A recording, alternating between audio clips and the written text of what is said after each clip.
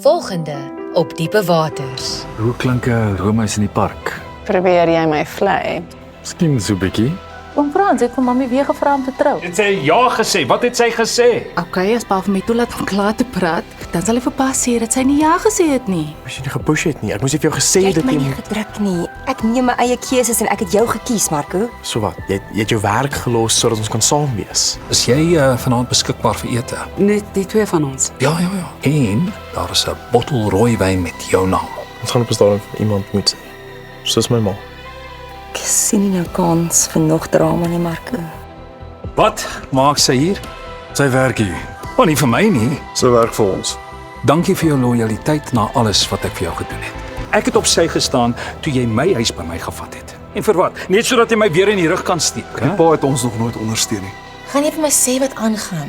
Asseblief sê my, is daar iets waaroor ek moet bekommerd wees? Ek het 'n meisie. 'n Mens het baie sterk vennootskappe nodig in die lewe.